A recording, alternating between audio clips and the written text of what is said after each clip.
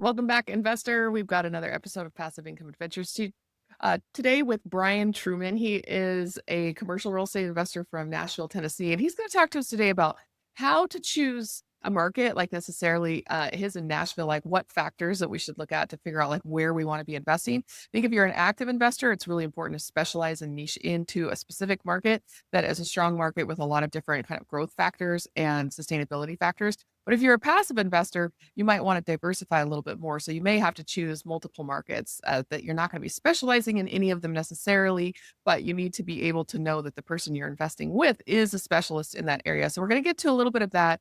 Also, just talking about how to get this kind of business off the ground if you are looking to be an active investor, or I just want to give you the real look into the generation of income, because I really important to figure out where you kind of fall into that, because most people think that they're going to start this kind of a business and it's going to be very passive, like I'm going to run apartment buildings.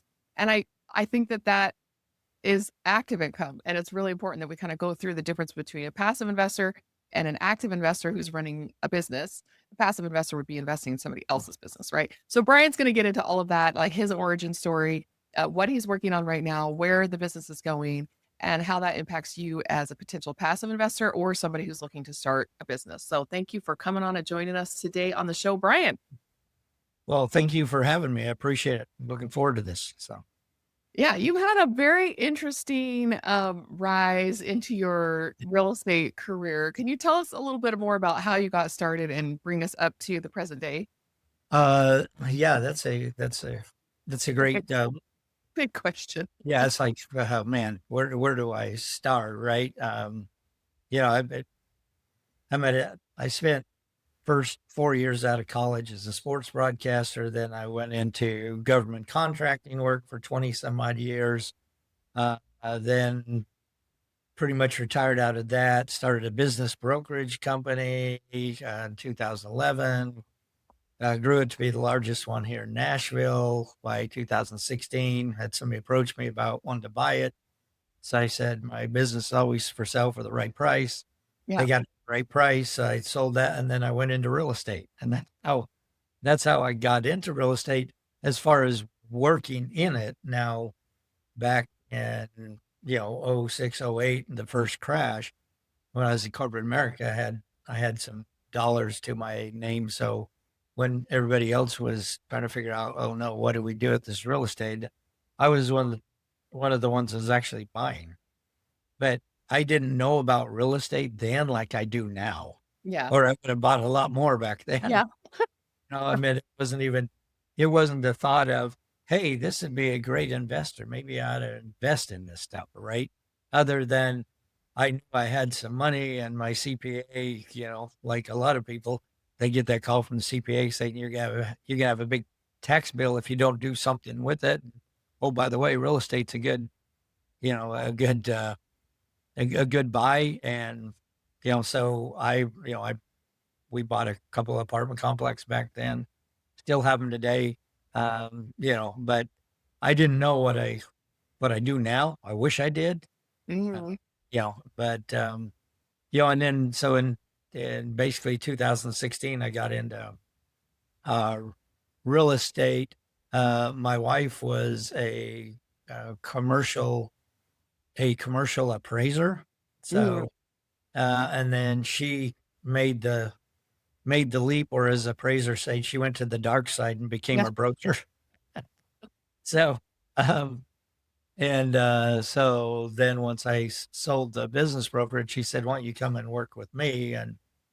And I didn't know which asset class to really focus on, but early on, within like a month or so of having my license, uh, my wife and I were going out to dinner on a Saturday. I got a call from this gentleman from California who said that this was 6:30 at night. And he said, "Hey, I'm in a real pickle." He's like, "I have until midnight tonight to identify properties for my 1031 exchange." Oh boy. And he's like, "Hey, can you help me out?" Well, I'd only had my license like a month, right? And I said, "Okay, what do you want to buy?" And he's like, "I want to buy a multifamily."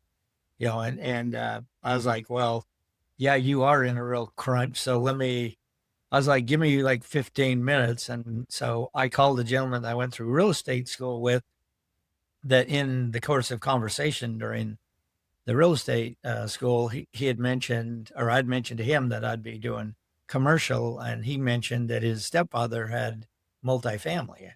And so I called him and said, hey, you mentioned your dad or your stepfather had multifamily properties. Is he interested in, or even entertaining an offer on one, two, three, all five, And he said, well, give me 15 minutes. I'll call you back. So he called me back and said, he said, yeah, he's got three of them. Right. And so I, I asked him, email me the, the names of the property, all that good stuff, all the contact information on it. And then I called the guy back in California and said, okay, I'm texting you this information so you can have your 1031 intermediary get these, submitted by midnight. And anyway, long story short is that, we went under contract on those three. He came out after, so this is right around Christmas. And then New Year's, he came out to do inspections. And I said, hey, being the good broker, I was like, hey, I'll pick you up at the airport. And he was like, well, you have to go to the private airport because I don't fly. I was like, oh, okay. So I was like, who am I dealing with here? I had no clue. And so anyway, we went and picked him and his wife and the nanny and the kids and Oh boy. video photographers and all this other kind of stuff. So anyway, so that's that we went under contract on that. He's purchased those shortly after. Come to find out, he puts on a big event, big real estate event, and he invited us to come out to that event. And he put us right on the front row, and he told his rags to riches story and said, hey, yeah, I bought these properties in Tennessee. And in fact, my Tennessee realtor's here. He's like, Brian, hey, where are you? Stand up. Well, he knew where I was. He put us on the front row, so I stood up, and this is right before lunch. And so he basically said, yeah, if anybody wants to buy property in Tennessee, this is your guy. Well, we broke for lunch, and I got absolutely mobbed. Yeah. And, I tell people that's the closest I'll ever know what it would be to be famous, Mm. right? I mean, I stood there for an hour and a half and answered questions. And, and again, I'm newer into real estate. So, the whole, fake it till you make it. Now I did know a few things, obviously, but stood there for an hour and a half. And, I came back from that having, like 70 clients. And so that's how I got into doing multifamily. I've never ever hurt for having, per se buyers because of that experience, Yeah. right? It's not everybody has that. And, I can say, I don't know, I was fortunate, lucky, blessed, all of it, whatever you want to say, that happened and, just blew my career up. Yeah. I mean, well, on the one hand, yes, lucky, but you pointed out a couple of things that I think are more generally applicable. You had a business background. You Yeah. knew how to network because while this call from this guy felt like it came out of nowhere, how did he find you? You had put yourself somewhere, either in a referral or a database somewhere to be found. Like how did he actually find your number in the first place? So he went on Facebook, called a residential agent Mhm. who I happened to be real good friends with.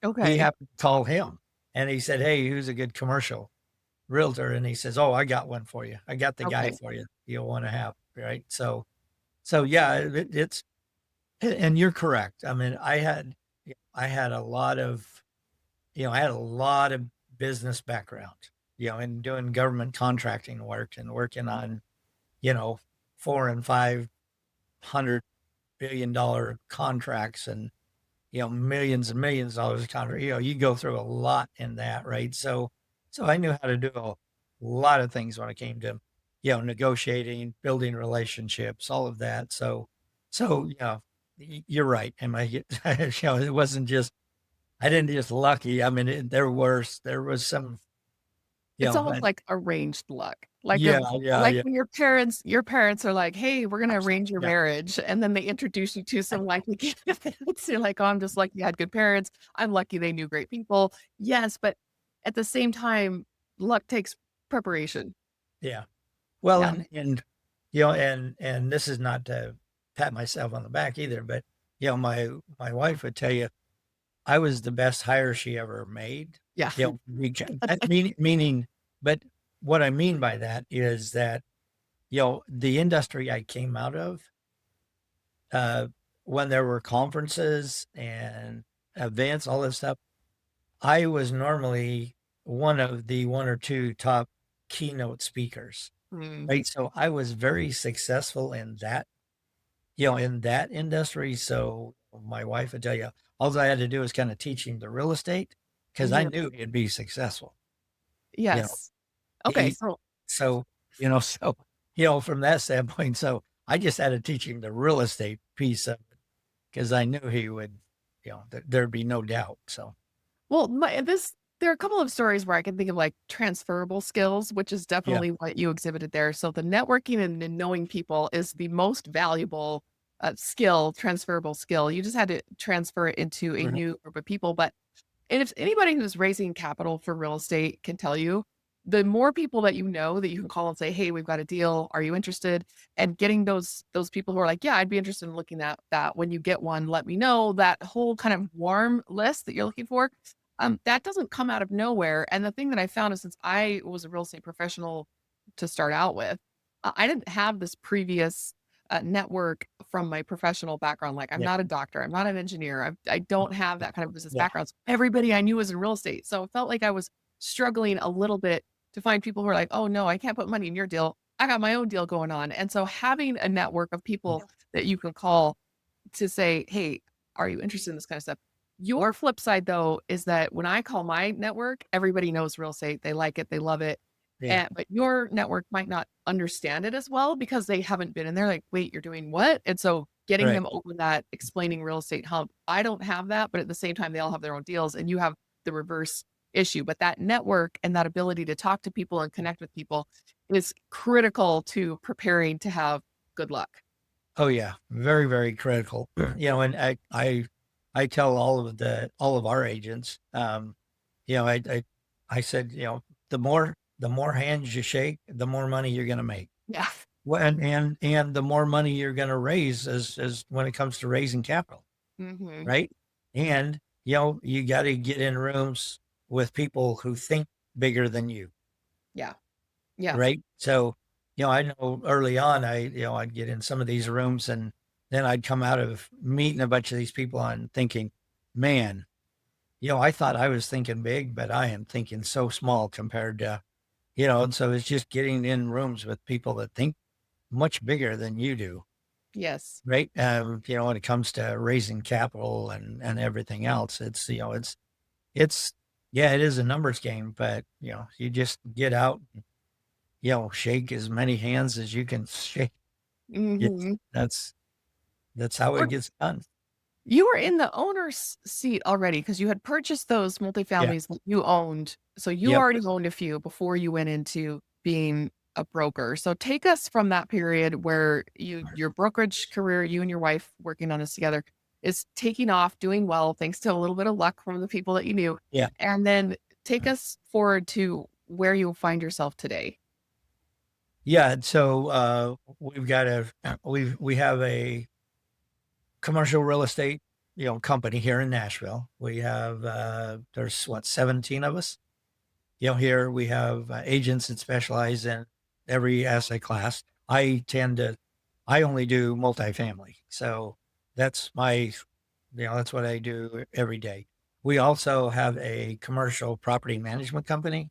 Mhm. And then the business brokerage company that I sold, when I signed a 3-year non-compete, when that 3 years was up, I just started to back up again. And so we have that today as well, Okay. right?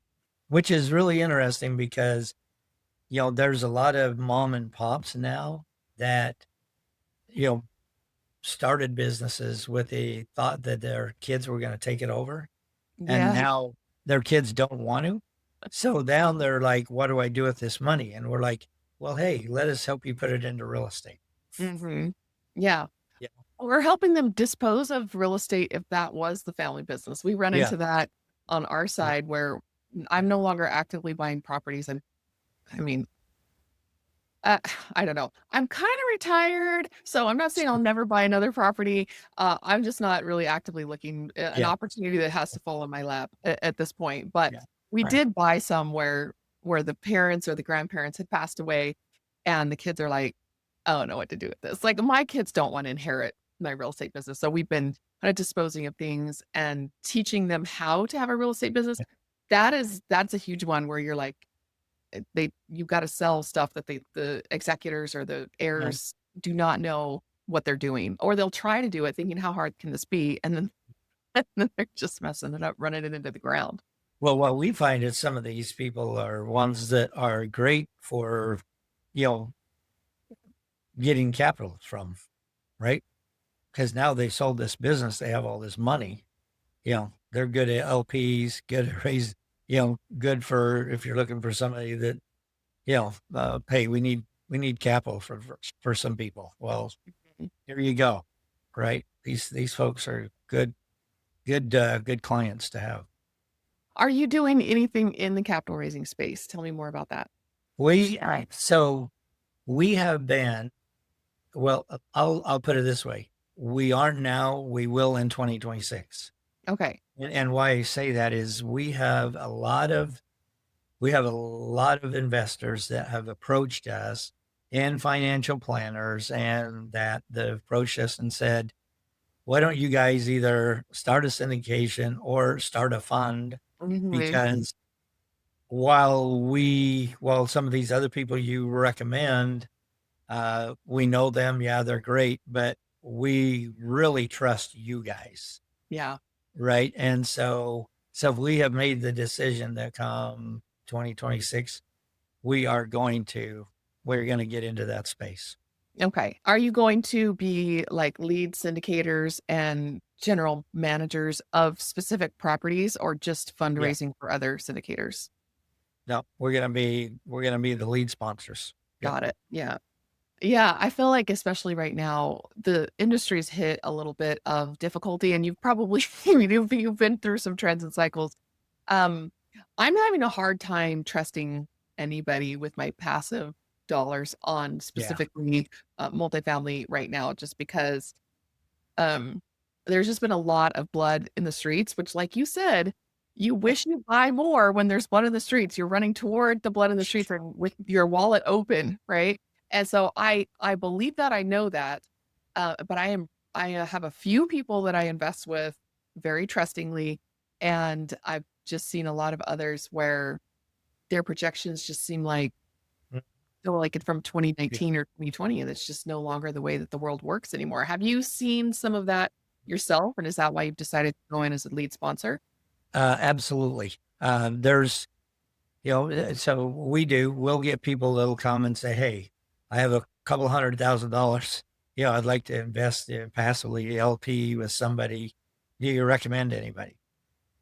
And to your point, there's probably like three here that Mhm. I will recommend, and that's it. Okay. There's others that are fairly good, but I, you know, I don't have the overall confidence in them like I do these others.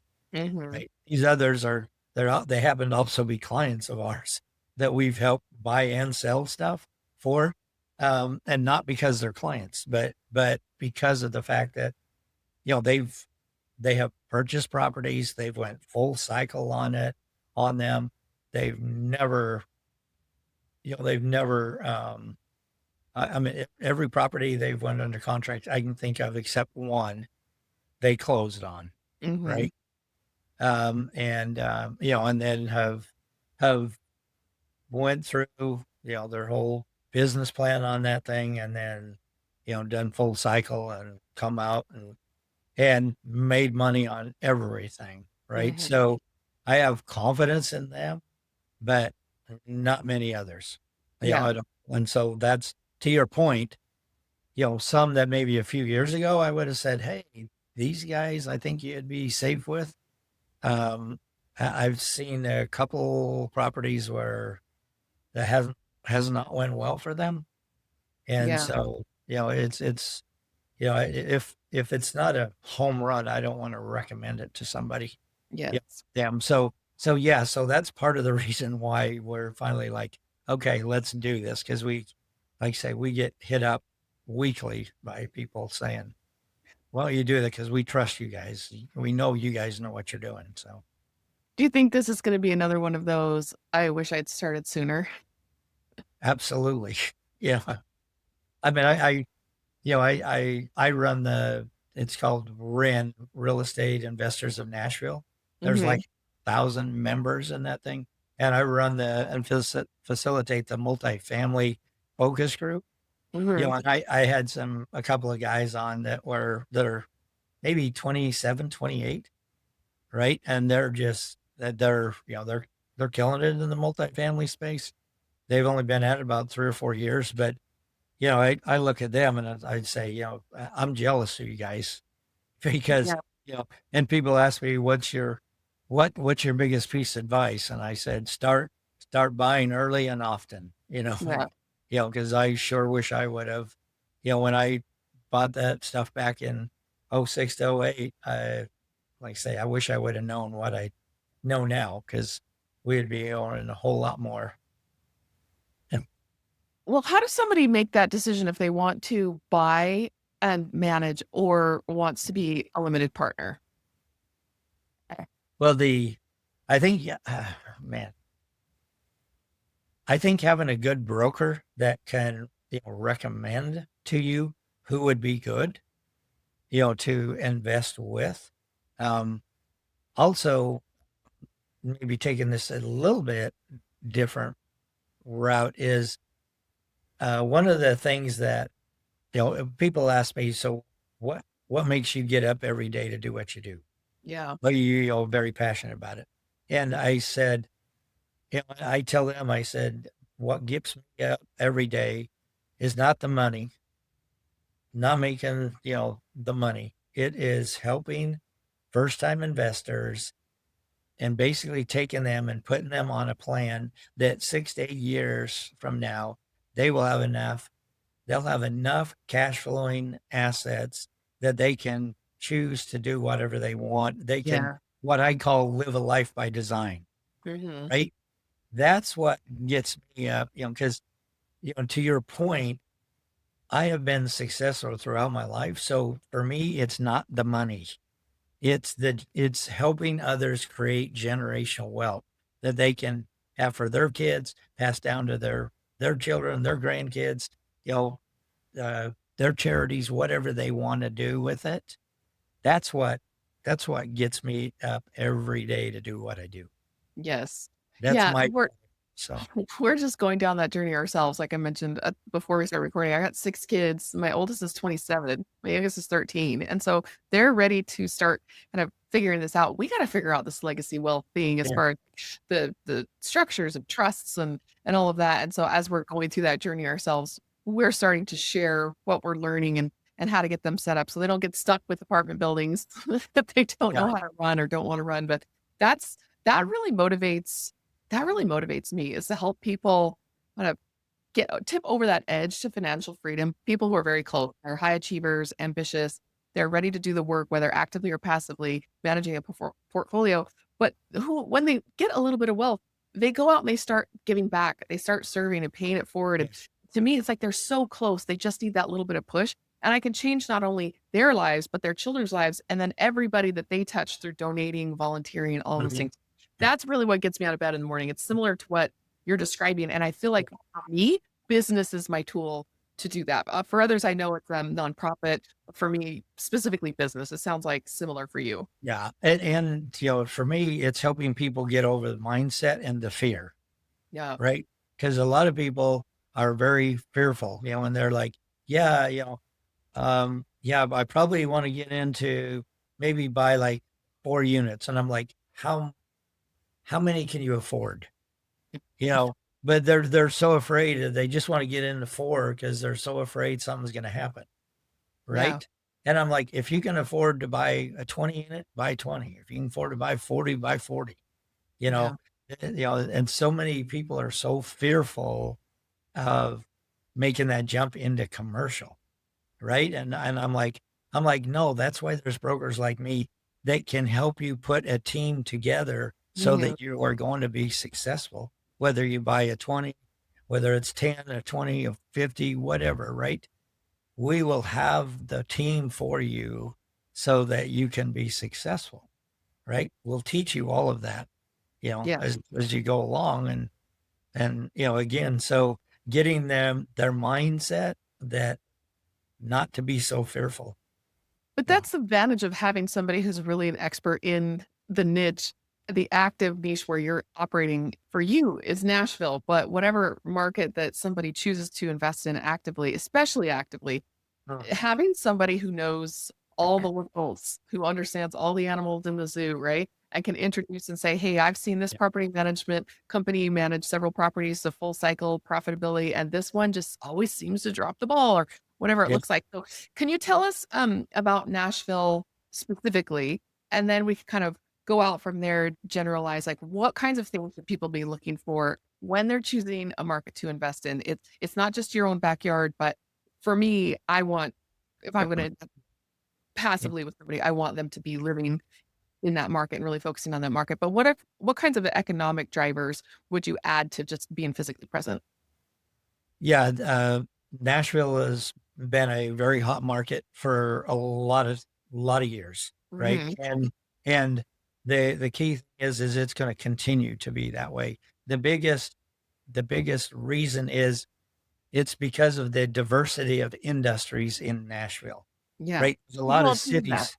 They think Yeah, it's all country music. or there's a lot of cities that are built off maybe one or two industries, right? Mhm. I mean, Nashville has such a diverse amount of industries, and there are corporations moving here all the time. There's, depends on what report you look at. There's between, 85 and 120 people a day moving here to Nashville, right? I mean, Oracle just announced, they moved their world headquarters from Silicon Valley to Austin. Now they're moving their world headquarters from Austin to Nashville. Yeah. They're bringing 12,500 jobs. One of the main reasons is because so much of what they do is tied around the healthcare industry. Okay. Believe it or not, Nashville, the number one industry in Nashville is healthcare. It's not music. And so Yeah. many people are blown away by that. But you have the three largest companies and owners of hospitals are all based out in Nashville, Hmm. right? So there's no, people are moving here because there's no state income tax here. It's actually in the state constitution. So unless that ever gets changed, that's never going to happen. Yeah. And not to get into politics, but Tennessee's a very Republican state. So the likelihood that that's ever going to get changed is probably zero to none. Um, but it's a good place to raise families. Some of the best schools in the country, as far as high school wise, there are a lot of factors that go into making Nashville such a great market, but the economy and just the sheer number of people and businesses, moving here, Wall Street companies.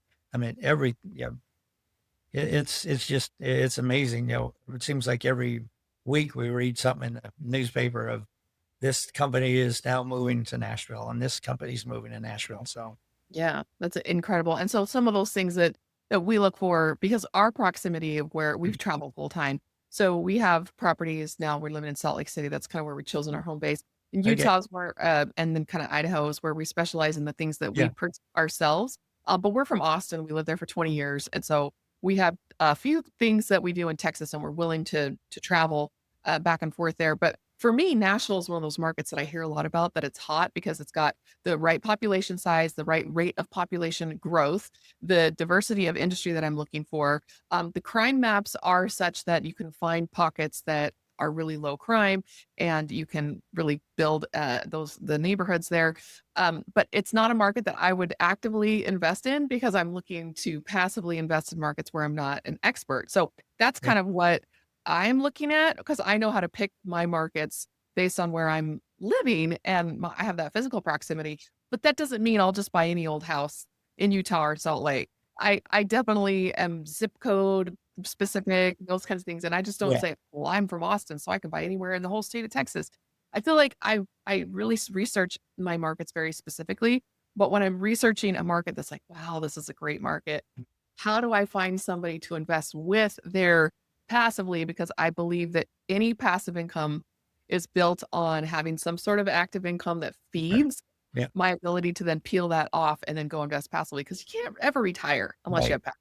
You cannot Yeah. retire if all you have is active income. So I try to funnel as much to passive as Mhm. I can. So Nashville is one of those markets where I'm like, I really need to get into that one with somebody Well, who's and the thing is knowing brokers like us who can recommend that, some of these syndicators, GP guys, look at the folks who have run full cycle with their properties. Mhm. That tells you a lot about who they are.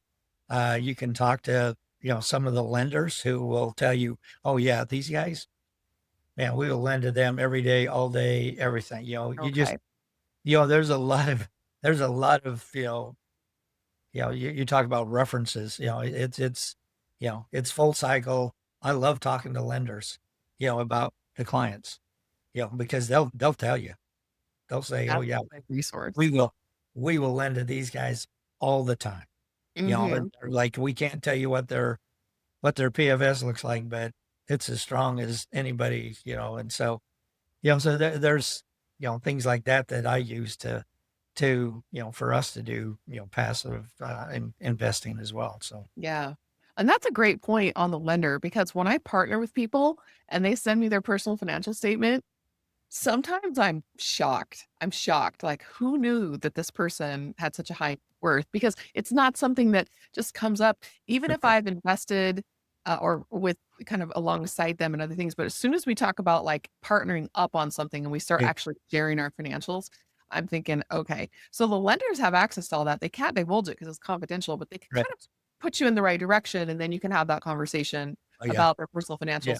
I yeah, think getting into multifamily as an active investor, um, I'm just broke people have no business doing that. I know broke people who are hustling to get into multifamily, but yeah, they're bringing on a lot of partners who do have liquid capital, able to bail a deal out and willing to step in and bail the deal out.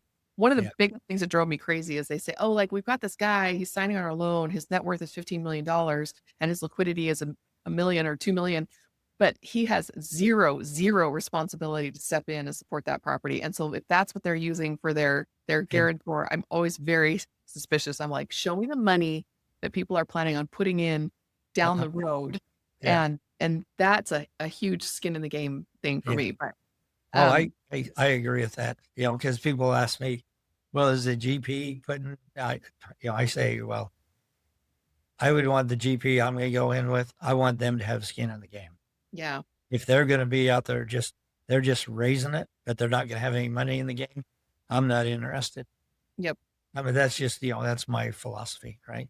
But going back to what you said is that one of the guys here in Nashville, probably the top guy that I would recommend to anybody, Mhm. I referred to him as the Levi millionaire, right? Oh, Because he wears Levi's and a t-shirt.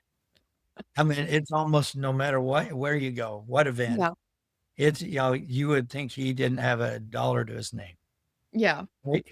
That guy is so incredible. But We call them Camry millionaires. They drive up in a silver Camry. well, yeah, well, Like, this guy he has an old Toyota truck. You know, yep. you know, yeah. Yeah. Anyways, Yeah. Flashy's, I think some surveys have come out within the last couple of years showing that wealth is inversely correlated to how people dress and the cars they drive. And you'll notice when, especially when you're on vacation, you're walking down to like a touristy street of Yeah. jewelry shops or trinket shops or fur shops or whatever it is. And the people standing on the porch trying to get you to come in and buy whatever are usually dressed better than you are. Like, Yeah.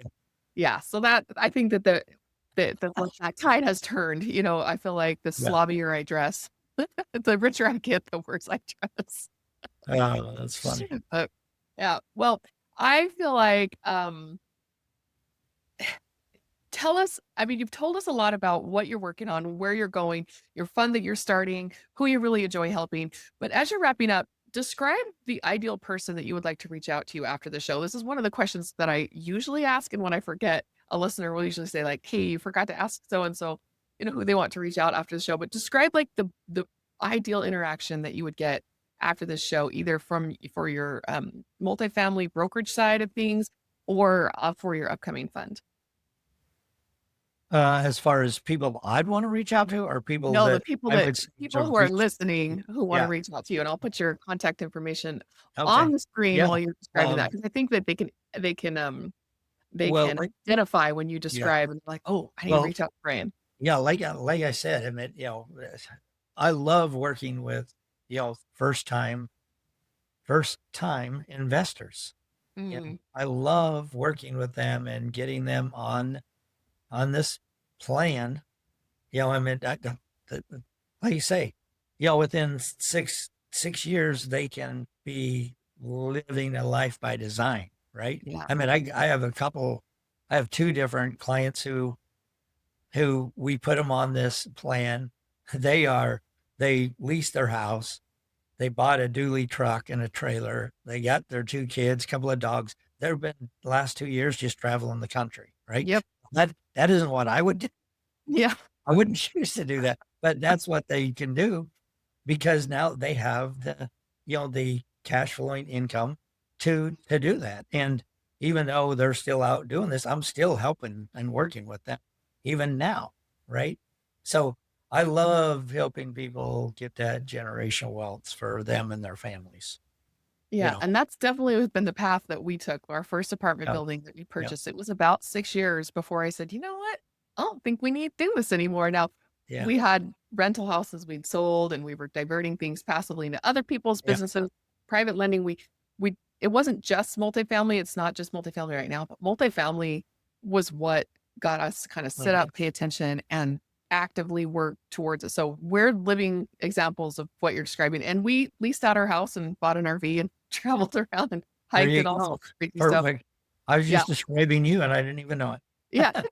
But I guess for the listener, like, this is a real thing. It's a Yeah, real thing, and I it want you to is. understand it's not always one single path, but when you get really focused and you start, like you said, hanging out with people like Brian or listening to the stories of people who come on the show or our stories, we're trying to share what it is that has brought Yeah, us, like, a lifestyle beyond what we could imagine. It's not because we're flying yeah, in private jets or anything like that. I feel like financially, we actually do still have a long way to go to really feel like we can just luxury it all the way. yeah, But the fact that we have so much time and time options and freedom, I mean, oh my, it's been an incredible 3 years since yeah, we retired, and people like you facilitated that for us. And I love how you're paying yeah, it forward to continue yeah, to facilitate it for other people. So appreciate you coming on and yeah, yeah, describing that and painting that for us. yeah, yeah, and your listeners are more than happy to, you know, you can find me on LinkedIn too. I'm fairly active on LinkedIn, um, Instagram, Facebook, my email address. Um, and two, just real quick, I'm kind of known as the broker who will actually answer his phone. Yeah. So you can find my phone number. I can give it to you right now too. You can call Yeah, me fire anytime. away. Yeah, my phone number is 615-260-2121. And you can call that and I will answer my phone.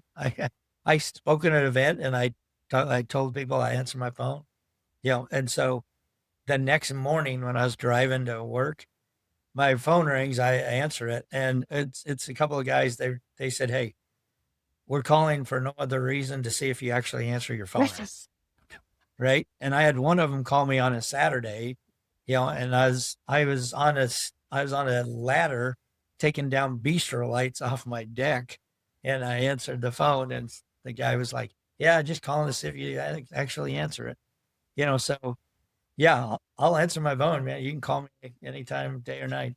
That sounds like something that I would do, call people, and just to see if they'll answer. I Yeah, I think one of the first multifamily guys that I ever took out to lunch, he was speaking at one of our local real estate clubs, and he said, "Afterwards, if you wanna talk about this or this," he goes, "But don't ask me for a coffee." He goes, "I do not have time to have my brain picked for an $8 cup of coffee." So afterwards, I went up and just with this big, smirky smile on my face, I shook his hand and I said, "So when are we going out to coffee?" He goes, "What?"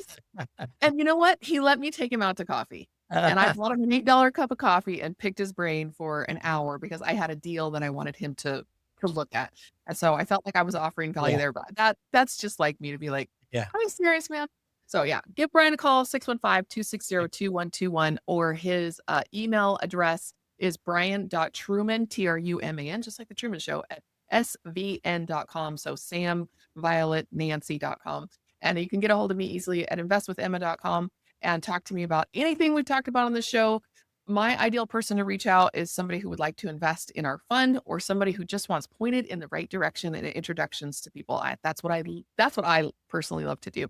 So get a hold of us after the show and tune in next week when we bring you another passive income adventure. Thanks everyone.